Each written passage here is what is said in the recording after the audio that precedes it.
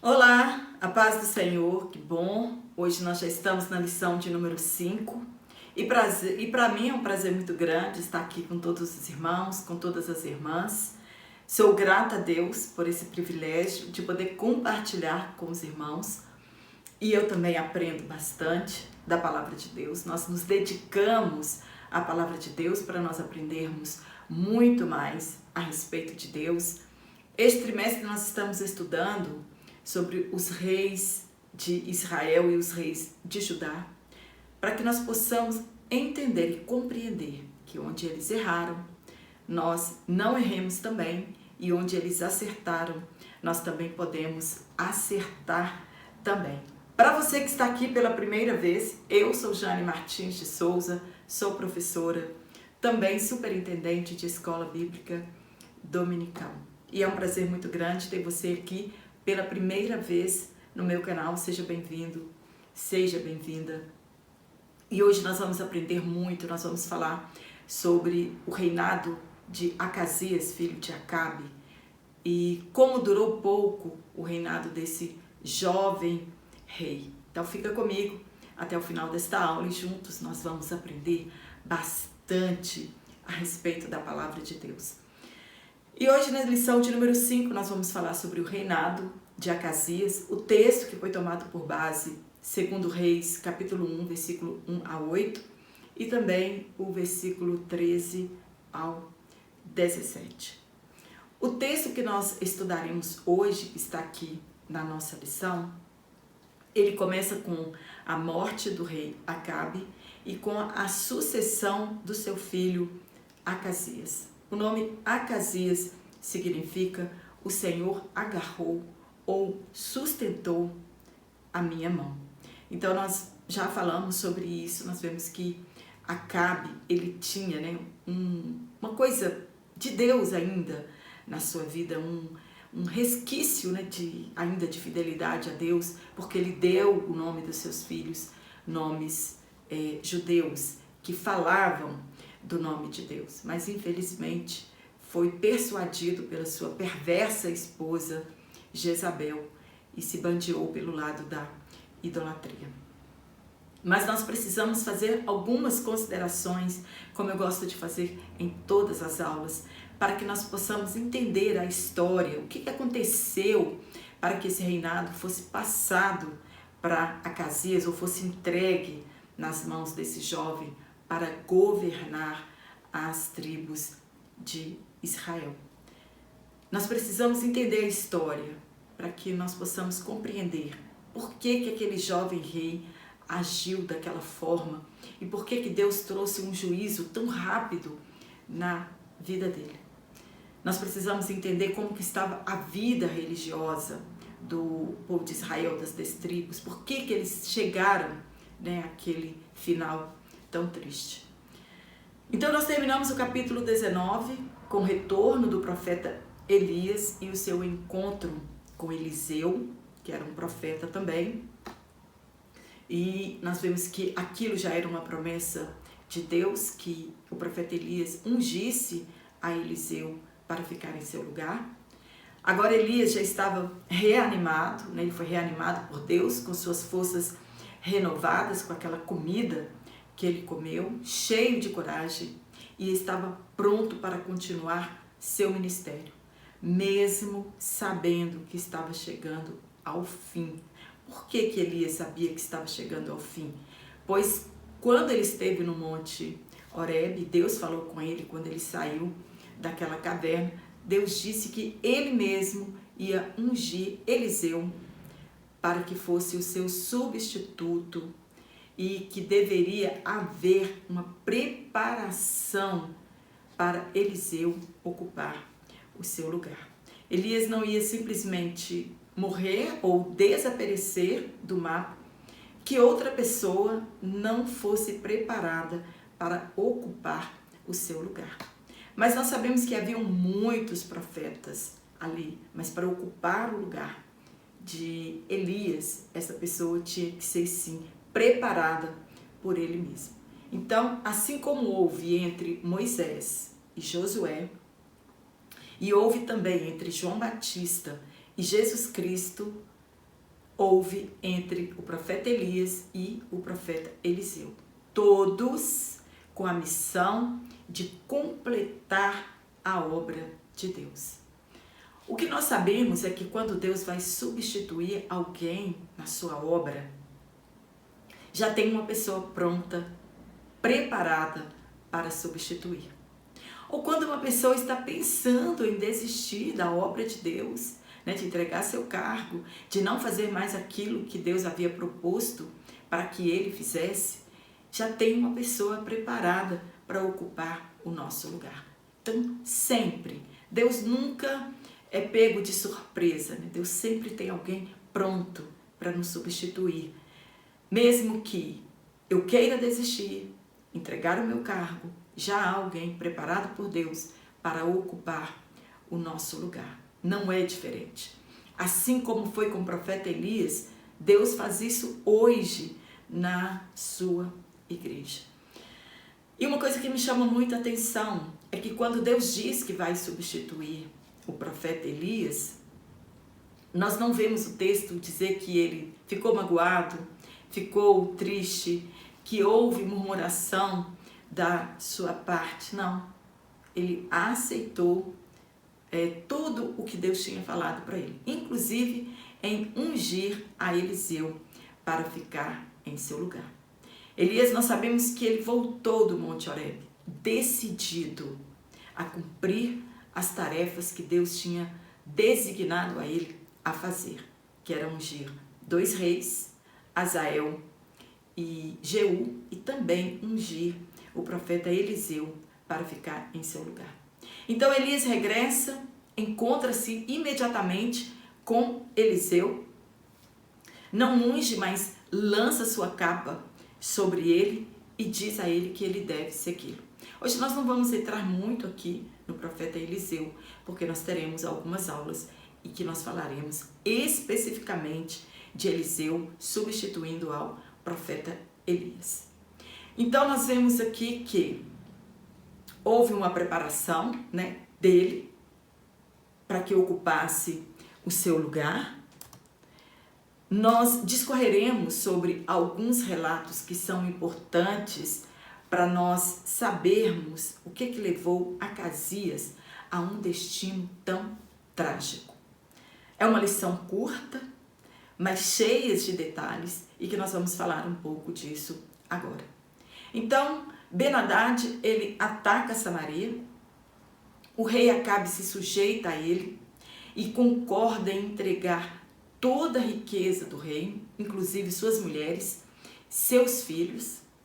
Porém, Ben-Hadad não ficou satisfeito com essa entrega assim, tão sem esforço do rei Acabe, e ele propõe, ele manda mensageiros e diz para Acabe que ele vai vasculhar todas as casas e o palácio real, e todas as riquezas que ele encontrar, ele vai levar para Síria. Acabe então se aconselha com os anciãos ali, com os conselheiros que ele tinha no seu palácio, e eles decidem por não aceitar aquela atitude do rei Acabe. Eles consideraram aquilo como se fosse uma afronta de Ben-Hadad. Então ele ameaça a destruir todo o reino e Acabe também. Ben-Hadad manda ameaça dizendo que vai destruir tudo, todo o reino de Acabe ele irá destruir. Deus então envia um profeta a Acabe e diz a Acabe que apenas confie e obedeça a Deus, que a vitória viria da parte de Deus. E ele venceria a guerra como venceu, com apenas 232 homens.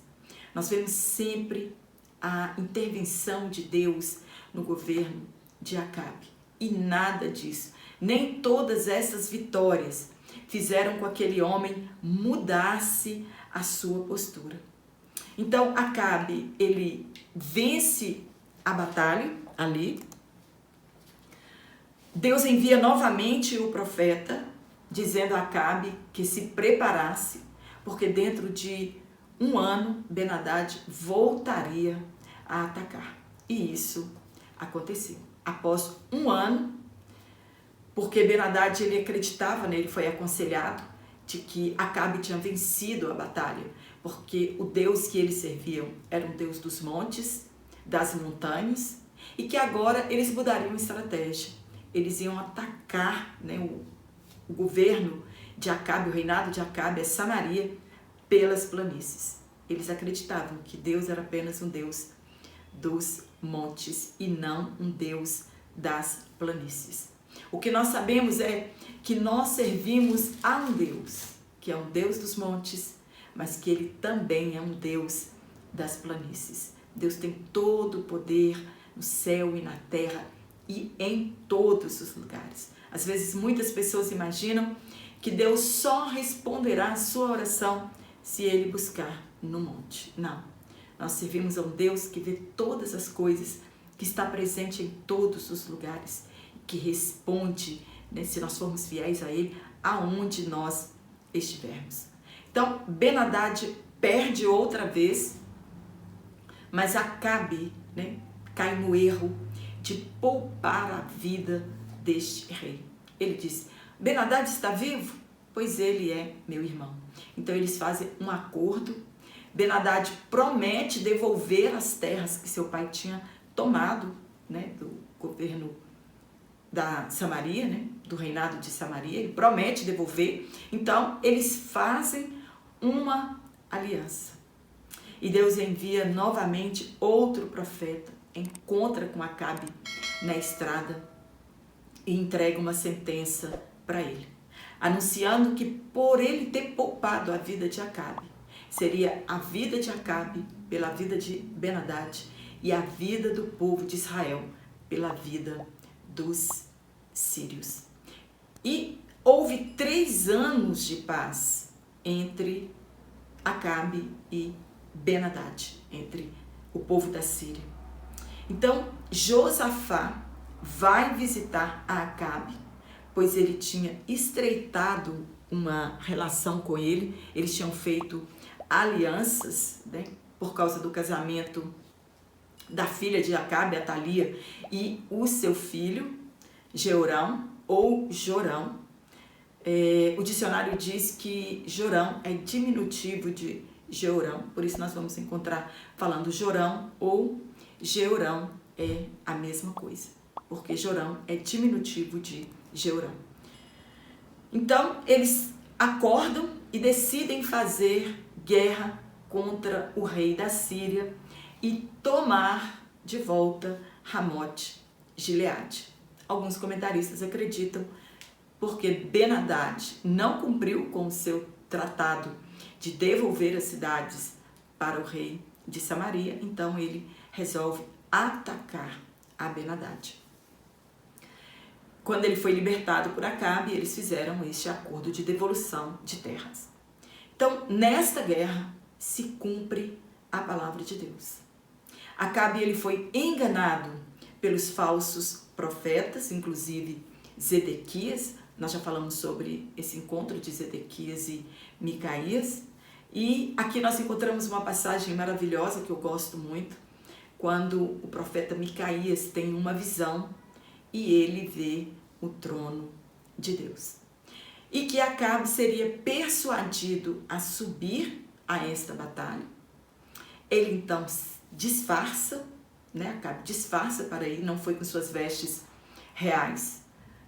Há várias linhas de pensamento, né, dos escritores, por que ele, né, não foi com suas vestes reais, por que ele quis disfarçar, se havia alguma cultura naquela época a este respeito. Nós não vamos entrar muito aqui neste detalhe.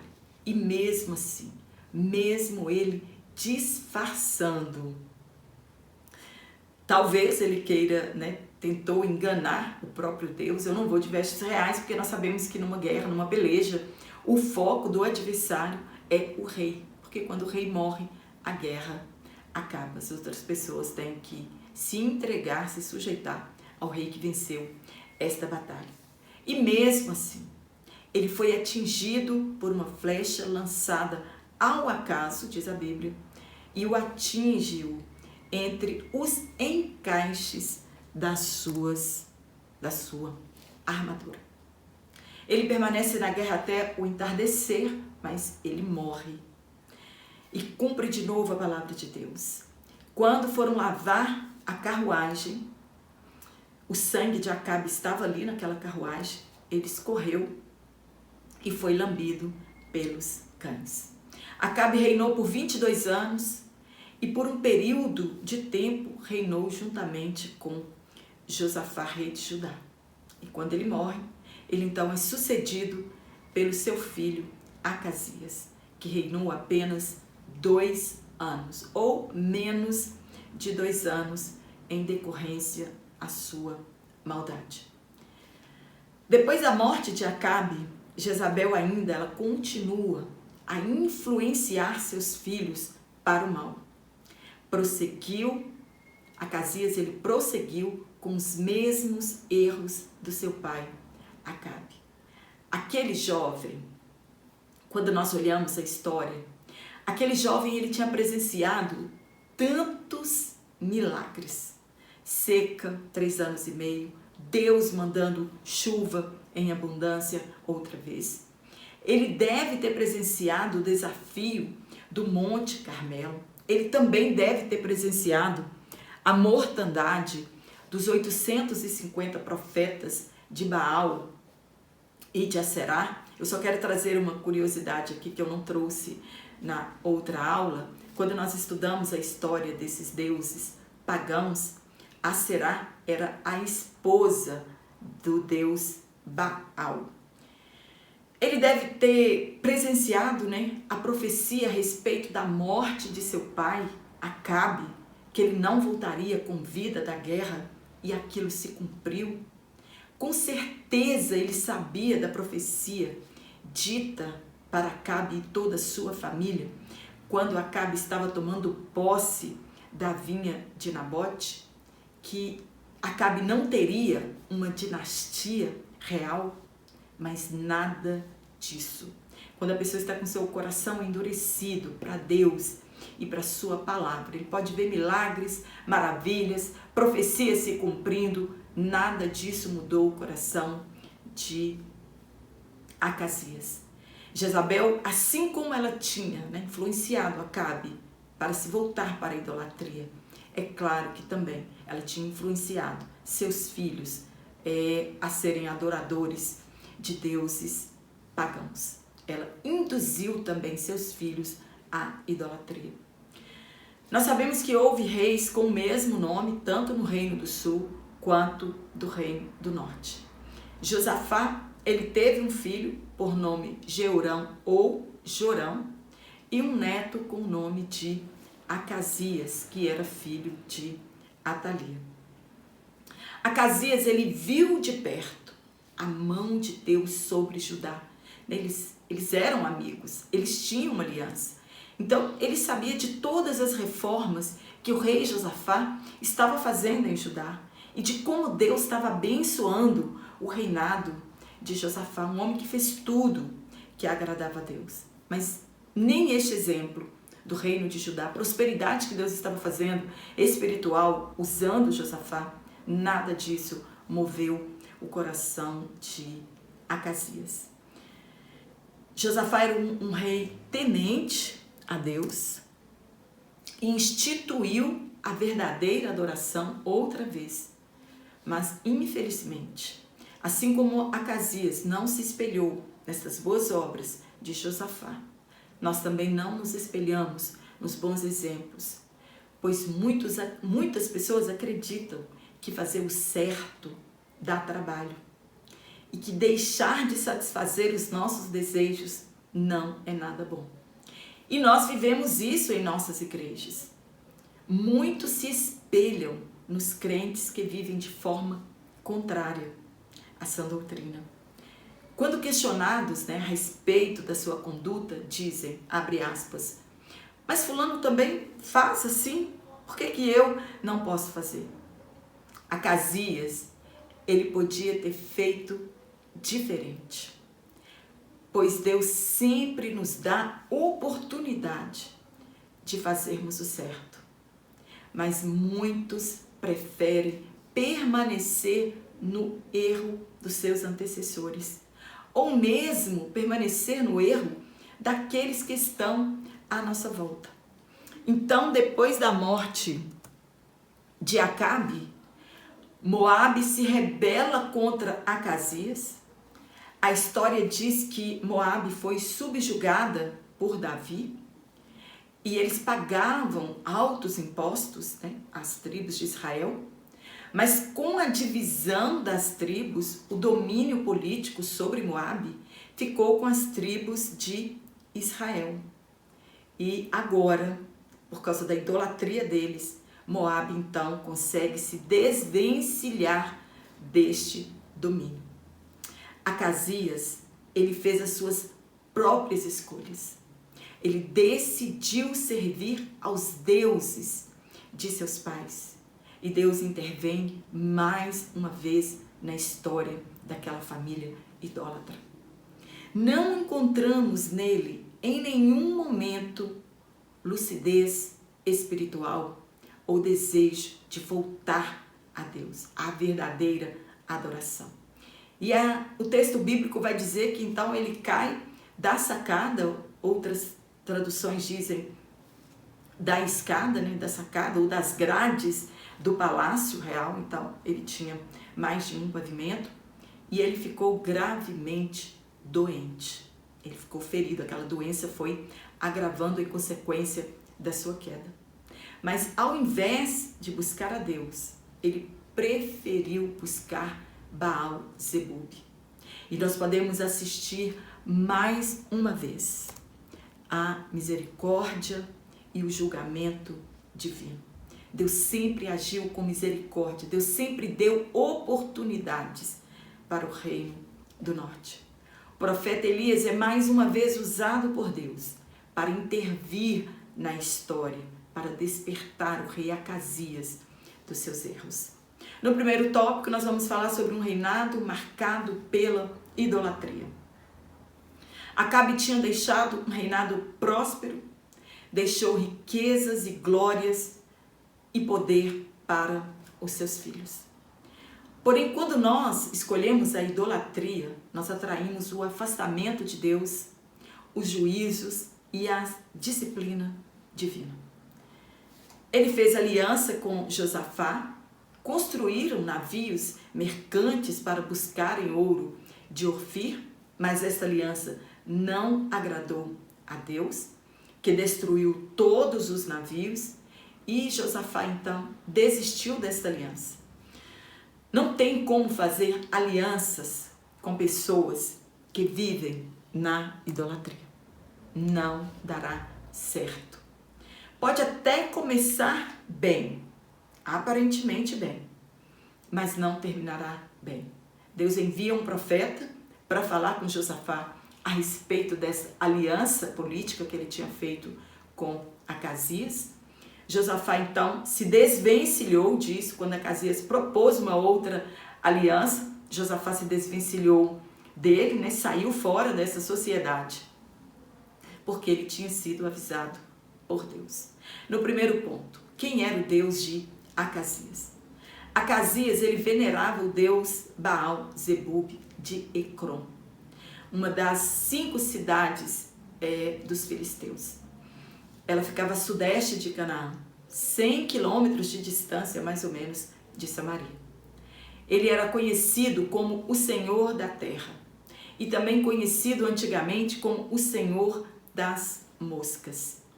E foi a este Deus que Acasias mandou buscar respostas. Olha, vejamos bem. Acasias não mandou buscar cura da sua enfermidade, mas ele mandou buscar respostas se ele ia sair daquela cama. Seu pai ouviu um dos maiores profetas da história e não deu ouvidos a ele. E agora Acasias tem a mesma oportunidade. Tem em seu reinado a presença de um dos maiores profetas do Antigo Testamento. Ele sabia da manifestação da glória de Deus na vida de Elias, mas ele preferiu aos deuses pagãos. E ele descobriria mais tarde que estes deuses não podiam livrá-lo.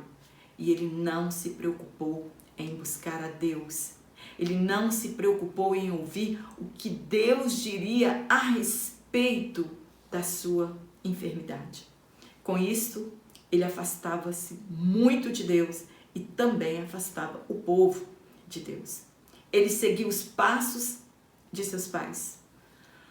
Todos os reis tinham à sua disposição a lei de Deus, pois era dever do rei ter uma cópia da lei ao seu alcance.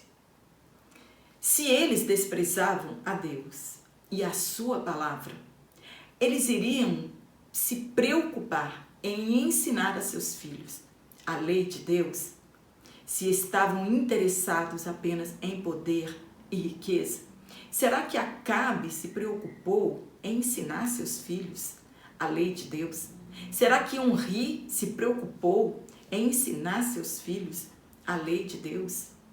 Esta era a menor das preocupações dos reis, ensinar os seus filhos a temer a Deus e a adorá-lo somente. Omri não ensinou para Acabe, que também não ensinou a seus filhos, a amarem a Deus e somente a Ele adorar. E não está muito diferente de nós hoje em dia. Ensinamos nossos filhos tantas coisas, que precisam ter uma profissão, que eles precisam ser fortes, que eles precisam fazer uma faculdade, que eles precisam se cuidarem, que eles precisam evitar as más companhias, porém, não temos tempo de sentarmos com eles para falarmos do amor de Deus. Quantos cultos domésticos você faz com seus filhos? Sua família é toda crente. Quantas vezes na semana vocês se reúnem para fazer o culto doméstico em sua casa? Quantas vezes seu filho já te pegou orando ou chorando na presença de Deus, ou mesmo lendo a Bíblia? É claro que os nossos erros não serão justificados porque nossos pais erraram. Os pecados de Acasias eram pecados dele. Foram escolhas que ele fez, assim como Acabe fez as suas escolhas, Acasias também, ele fez as suas escolhas. Ele teve os seus próprios pecados. E com certeza, ele colheu os frutos do que ele plantou. A Bíblia diz: ensina o seu filho o caminho que ele deve andar, para quando ele crescer, ele não se desviar dele. Mas se nossos filhos desviarem e nós ensinamos ele, nós teremos a nossa consciência tranquila e a sensação de dever cumprido, porque nós ensinamos a palavra de Deus. Salomão deixou isso escrito para nós, mesmo tendo ele fracassado neste quesito que devemos ensinar nossos filhos. Roboão errou, talvez por falta de ensinamento, mas Salomão deixou escrito para que nós hoje da atualidade, não erremos onde ele errou. Nós precisamos ensinar os nossos filhos o caminho da verdadeira adoração. Devemos ensinar com palavras, mas também devemos ensinar com exemplos. Tem pais que dizem aos filhos: vocês precisam ir à escola bíblica dominical, mas eles mesmos não vão. Vocês precisam ir aos cultos, você precisa ler Bíblia, mas nós não somos exemplos para os nossos filhos. E às vezes os exemplos falam mais alto do que as nossas palavras. Mas nós vamos encontrar reis justos que fizeram tudo que agradam a Deus e tiveram seus filhos, que não fizeram o que eles fizeram. Acasias fez o que o Senhor reprova, ou ele fez o que era mal aos olhos de Deus. Assim como Salomão, ele se entregou à idolatria, e Deus abomina a idolatria. Eles casaram-se com mulheres pagãs, fizeram alianças com povos pagãos, e Jeroboão, Roboão, Nadab, Baasa e Acasias todos fizeram o que o Senhor reprova. Nós devemos ter cuidado também se Deus não está desagradando das nossas atitudes e da nossa forma de como nós o adoramos. No tópico 2, nós vamos falar Elias desafia a adoração a Baal. Assim como ele já tinha feito, o profeta Elias, ele era um campeão em desafiar a idolatria. Ele já tinha feito isso no Monte Carmelo e agora ele faria outra vez com o filho de Acabe. Então ele vai desafiar os deuses pagãos, o Deus que Acasias servia. Como é possível o povo de Deus escolhido se entregar à idolatria? A mesma pergunta deve ser feita para nós. Nós devemos olhar a história bíblica e aplicá-la em nossa vida. Então, esta pergunta nós devemos fazer para nós também. Como é possível nós que experimentamos todas as dádivas de Deus nos entregarmos à idolatria? Na aula 4 nós falamos muito a respeito do que é a idolatria. Nós aprendemos com Elias no Monte Horebe, quando Deus fala com ele que tinham 7.000 que não tinham dobrado seus joelhos e nem tinham beijado aos deuses falsos. Nós entendemos que sempre há um remanescente de adoradores. E quando Elias voltou para Samaria com suas forças renovadas e pronto para continuar a obra de Deus, ele voltou cheio de coragem, de ousadia. Ele não era mais aquele Elias temeroso, depressivo, desanimado. Não, mesmo sabendo que Jezabel ainda vivia, mesmo sabendo que Jezabel desejava a sua morte, mesmo sabendo que ela tinha grande influência sobre seus filhos, ele obedeceu a Deus e confrontou a idolatria de Acasias. No ponto 1, a corajosa intervenção de Elias. Hoje muitos têm medo de ensinar a verdade, medo de pregar a verdade, de dizer a verdade. Alguns por medo de perderem o cargo, a amizade, as pregações, as agendas, ou de ser colocado, entre aspas, em uma geladeira na igreja. Então eles preferem se omitir ou esconder-se, esquecendo-se que omissão também é pecado. Quando nós deixamos de dizer a verdade, nós também estamos pecando. Elias tinha aprendido a lição: confiar em Deus.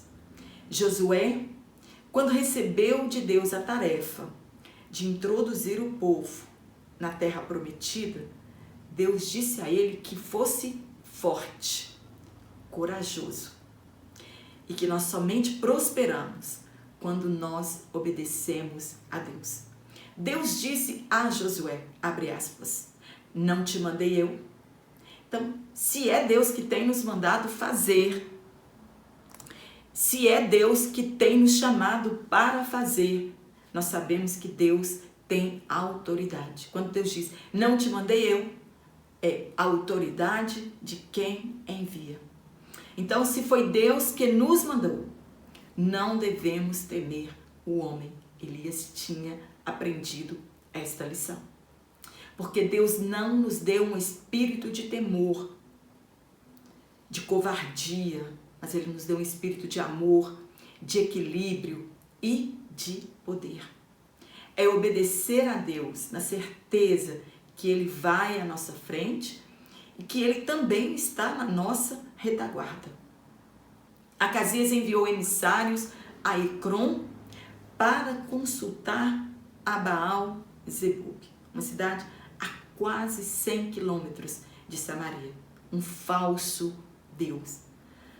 Mas o anjo do Senhor falou para Elias, enviou Elias que interceptasse aqueles oficiais, aqueles mensageiros, mesmo antes deles saírem de Samaria, né? Então, aquela comitiva foi interceptada e perguntou para eles, abre aspas, porventura não há Deus em Israel para irdes consultar Baal-zebub, Deus de Ecrom? Oportunidade para aquele povo voltar a Deus e erradicar a idolatria. A idolatria, ela deve ser banida do nosso meio. Ela deve ser banida da nossa vida, do nosso coração. Será que eles não aprenderam com seus antepassados que quando Arão fez um bezerro de ouro, quando eles comeram daquele sacrifício que Deus matou em um único dia 23.000 pessoas? Será que eles não estavam olhando para o passado? Que o sofrimento daquele povo e o cativeiro iminente era resultado da idolatria? Será que eles esqueceram que Deus é exclusivista e não aceita nos dividir com ninguém? Parece que Acasias não sabia ou não queria saber disso. Ponto 2. A resposta de Elias aos soldados. Que coração duro! Nem recebendo a mensagem e a advertência de Deus, ele não mudou o seu coração. Além de idólatra, ele era arrogante e prepotente. Ele acreditou que Elias teria medo e cederia às suas ameaças. Quando os seus emissários retornaram e ele ficou surpreso, porque eles não demoraram, e ele perguntou, mas vocês já voltaram? Por que vocês já voltaram? Então, seus enviados dizem a ele que tiveram um encontro com um homem, e o homem disse que ele não sairia daquela cama. Então, ele perguntou aos oficiais qual era o traje daquele homem.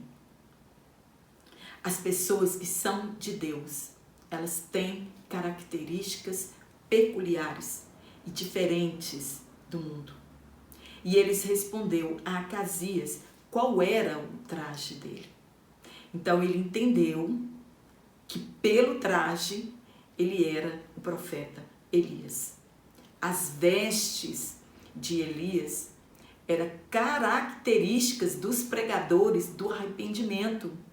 Eram as mesmas vestes do profeta do Novo Testamento, João Batista. E naquele momento de apostasia, era tempo de arrepender-se. Era o que Acasias deveria fazer, mas não fez. Deus hoje tem levantado profetas e falado para nos arrependermos, para voltarmos ao caminho da palavra de Deus. Mas o mesmo desprezo de Acasias nós encontramos hoje em muitos crentes. O mesmo desprezo. Tratam com desrespeito os mensageiros de Deus. Ninguém pode determinar nada para Deus, colocar Deus contra a parede ou obrigar a Deus a fazer o que queremos. Acasias, ele mandou 2 guarnições de um oficial com 50 soldados para trazerem Elias à força. É claro que ele queria matar Elias. Era o desejo da sua mãe Jezabel de que Elias fosse morto. E quando essas 2 guarnições foram até ele e queriam trazê-lo à força, todos morreram queimados. Eles debochavam de Elias, que ele era um homem de Deus. Então eles diziam, ó homem de Deus, né? Desça para que você vá até a presença de Acasias. E Elias responde no mesmo tom que eles falaram. Se sou homem de Deus, desça fogo do céu e consuma todos vocês. E foi exatamente o que aconteceu. E nem a morte destes oficiais, 2 grupos de 50, mudou o coração de Acasias. E ele então manda um terceiro grupo. Mas este grupo, sabendo do ocorrido com o que os antecederam, se humilharam diante de Elias. Se nós estamos vendo o fracasso de outras pessoas e se elas morreram por causa da sua petulância, nós precisamos mudar a nossa conduta e mudar de caminho em relação a Deus. Então eles se humilharam diante de Elias, temendo pela sua vida e de seus oficiais. Ele se convenceu, aquele oficial, aquele comandante, ele se convenceu da posição e do poder profético de Elias e o tratou com o devido respeito. Da primeira vez disseram a Elias, desce. Da segunda vez disseram para Elias, eles foram muito mais ousados, desce depressa. O terceiro, ele se ajoelha, pede a Elias, por favor, que desça com ele, dizendo a Elias que eles estavam apenas cumprindo ordens do rei. Não foi por causa do oficial, mas porque o anjo do Senhor disse a Elias que ele poderia descer e entregar a mensagem pessoalmente a Acasias.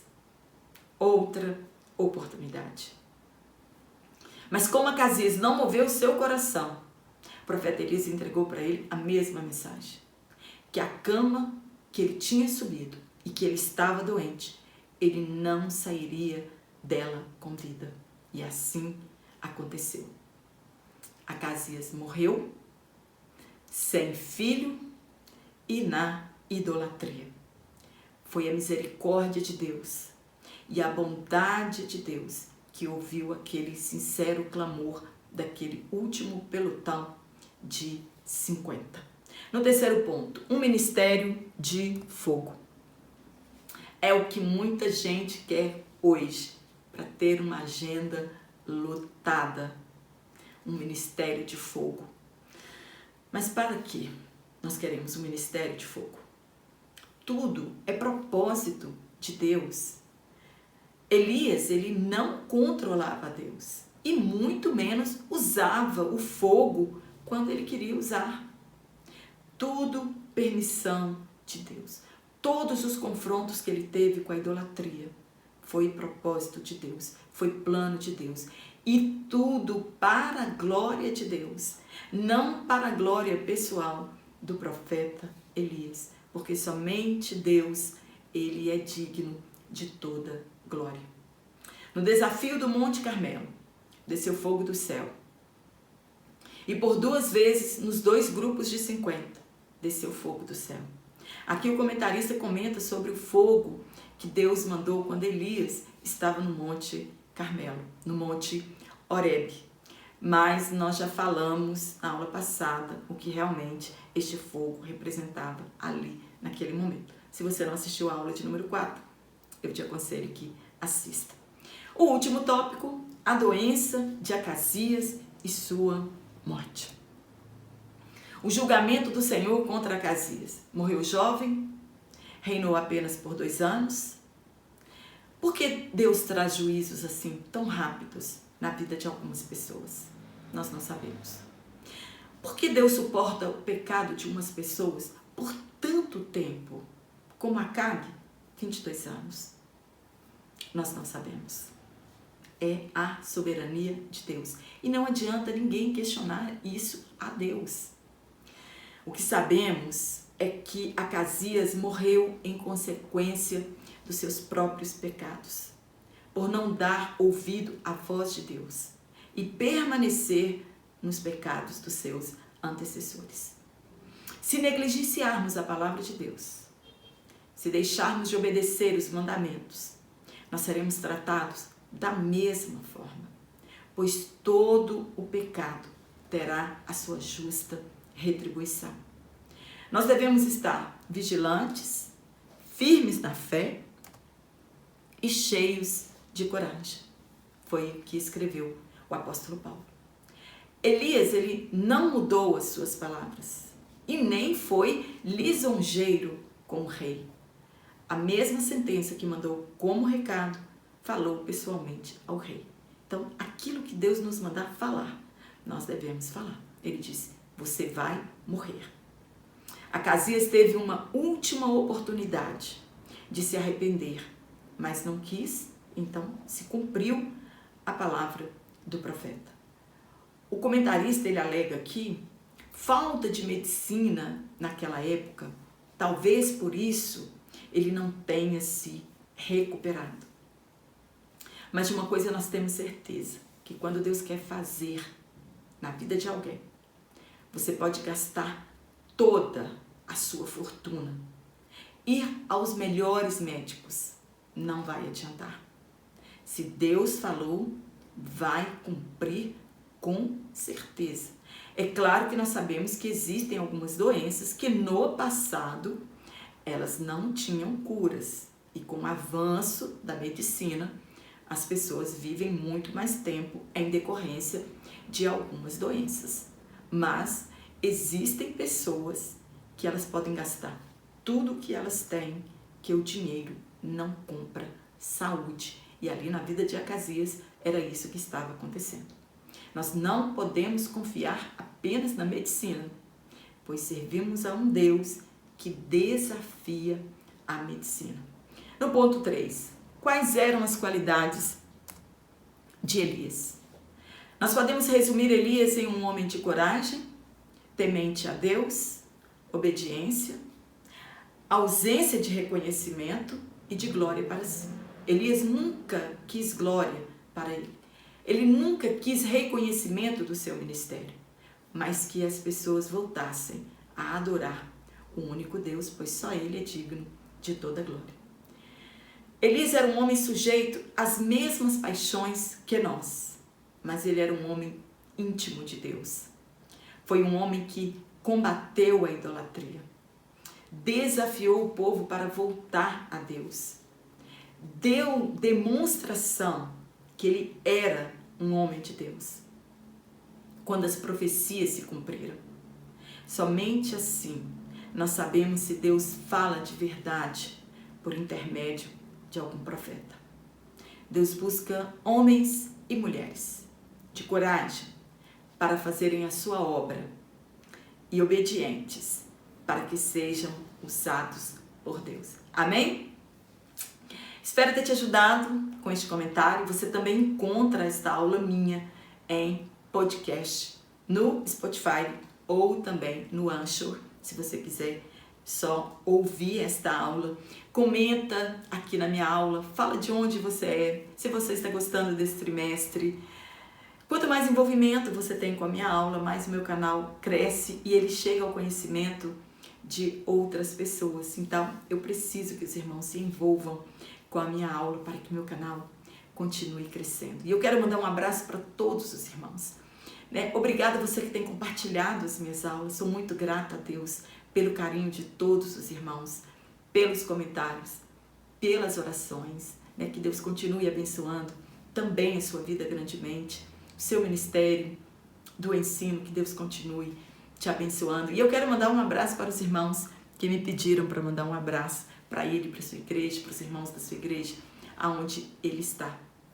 Então eu quero mandar um abraço para a nossa irmã Antônia de Jesus, em Goiânia, para Maria Emília Soares e seus familiares e irmãos da AD em Crisolita, Minas Gerais, para Lena Sena em Laranjal do Jari, no Amapá, para Ana da Costa da AD Ciadeceta, no Pará, no Mato Grosso, Luzia de Mauá, São Paulo, Luzineide Rodrigues, para nossa irmã Senira Thompson, para Ronaldo Machado e sua esposa Edileuza Dias, um abraço para esse casal na AD em Nova Fátima, Bahia, para Geraldina Siqueira em Feira de Santana, também na Bahia, para o nosso irmão Claudinei José em São Paulo, para Marlene da Igreja AD do Avivamento em Ajuda de Baixo, em Macaé, para Cleide de Souza e sua mãe Natalina, um abraço da AD Belém